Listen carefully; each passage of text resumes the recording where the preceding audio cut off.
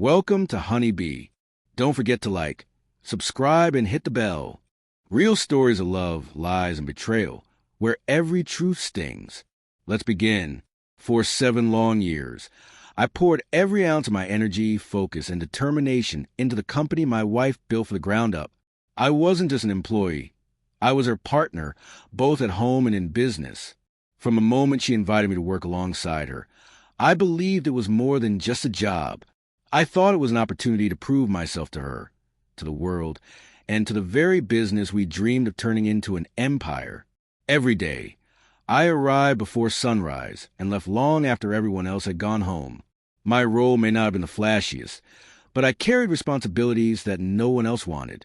I stayed up countless nights drafting strategies, reviewing endless reports, and fixing problems others had caused. While others went home to relax, I was still hunched over my desk, sacrificing rest and family moments. I told myself that this wasn't just about a paycheck. It was about building something meaningful with my wife. In my heart, I believed that when the time came, when promotions were considered and leadership positions were available, my dedication would be recognized. I had faith that my hard work and loyalty would not go unnoticed. After all, if anyone understood the sacrifices I made, it was her. But little by little, I started noticing things. Whispers in the hallways, subtle favoritism, and the way her so-called friend from college, someone who had only joined the company a couple of years ago, seemed to be given opportunities one had never been offered. I ignored it at first, brushing it off as paranoia. I convinced myself I was overthinking, that my wife wouldn't let friendship cloud her judgment in business. Still, the feeling gnawed at me. Her friend made careless mistakes that I often had to clean up quietly. Yet, instead of being held accountable, she was praised. I began to wonder, was my work invisible? Did she not see the endless hours I put in, or the way I carried burdens that others couldn't handle? The final blow came during the quarterly meeting. It was the moment I had been waiting for, the announcement of a new senior executive position. I sat there, heart pounding, already envisioning what I would say when my name was called. I didn't just want the title. I had earned it. I had endured 7 years of sweat, stress, and sacrifices.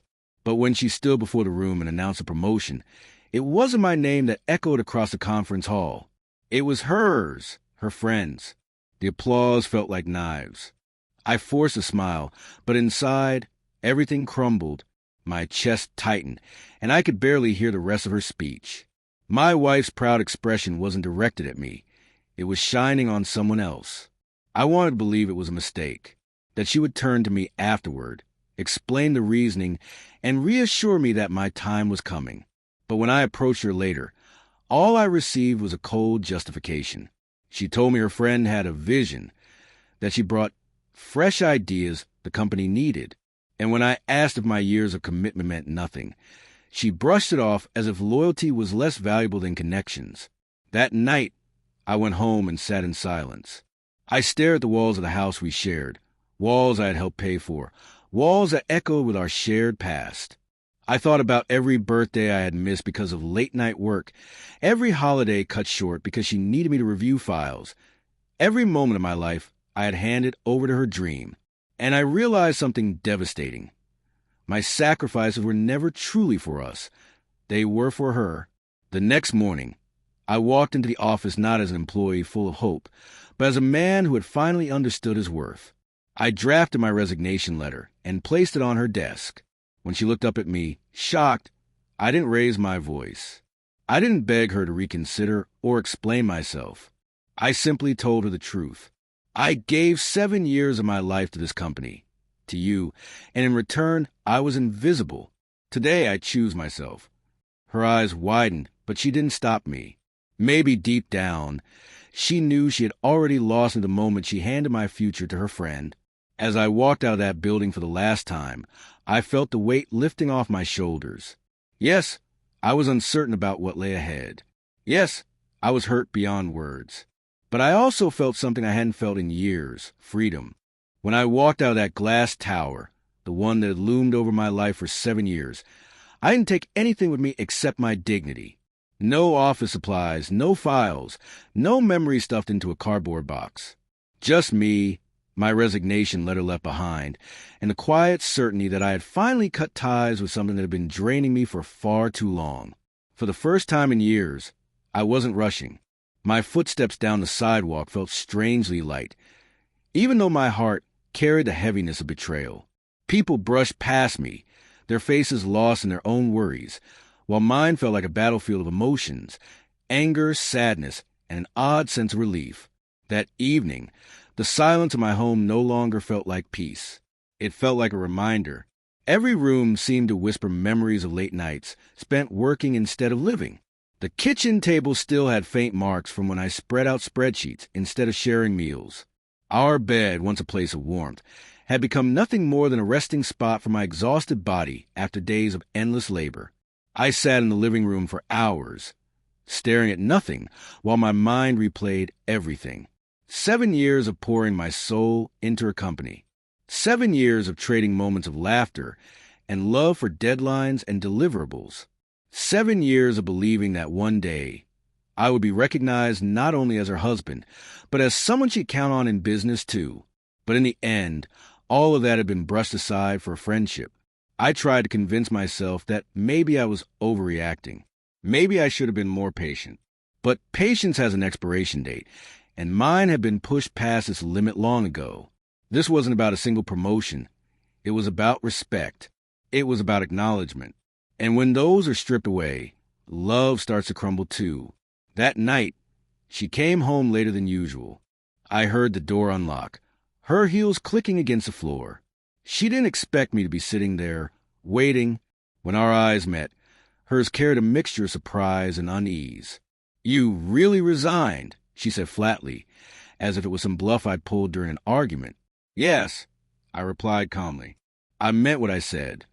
She set down her purse and crossed her arms, studying me like she was examining an unfamiliar stranger. "You're being irrational. One promotion doesn't erase everything you've done. There will be other chances." I cut her off with a small, humorless laugh. Other chances? 7 years, and not once was I given a fair shot. I wasn't waiting for scraps. I wasn't waiting for charity. I was waiting for recognition. And you gave it to someone who hasn't bled half as much for this company as I have. Her lips tightened, her eyes flashing defensively. She earned it. You wouldn't understand the bigger picture. The bigger picture? I leaned forward, my voice steady but edged with years of frustration. I sacrificed nights, weekends, and years of my life for your dream. For our dream, or at least that's what I thought it was.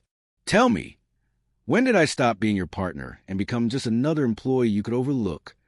For a moment, silence filled the room. Her gaze wavered, but pride wouldn't let her bend. She turned her face away, and in that instant, I knew the truth. She had chosen her side, and it wasn't mine. That was the moment something inside me snapped, not with anger, but with clarity. "I'm not fighting for a place in your company anymore," I said quietly. "And if this is how you see me in our life together, maybe I shouldn't be fighting for that either." Her head turned sharply, eyes wide, but I stood before she could respond. I didn't want to argue. I didn't want to explain further. I simply walked past her, leaving her in the silence she had created between us long ago. The following weeks were a blur. I packed a suitcase, found a small apartment across town, and began the difficult process of starting over. It wasn't easy. For the first time in years, I woke up without a schedule, without a desk waiting for me, without endless tasks tying me down. At first, the emptiness was suffocating. But slowly, I began to realize it was also space. Space I had never allowed myself to have. I started reconnecting with the parts of me I had buried. I read books I hadn't touched in years.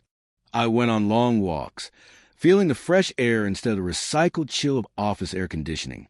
I met up with old friends, people I had pushed aside because I was always too busy. Some of them looked at me with disbelief when I told them I had quit. Others smiled knowingly, as if they had been waiting for me to reclaim myself.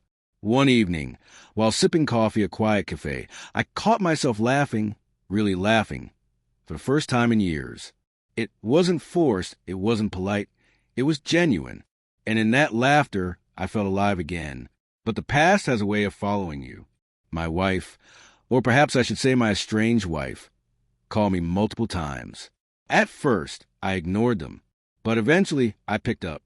Her voice was softer than I remembered, stripped of its usual authority. "Can we talk?" she asked. We met at a neutral place, not at the office, not at our house. A quiet park with the sound of children playing mixed with the rustle of leaves. She looked different, not in appearance, but in demeanor, less confident, more uncertain.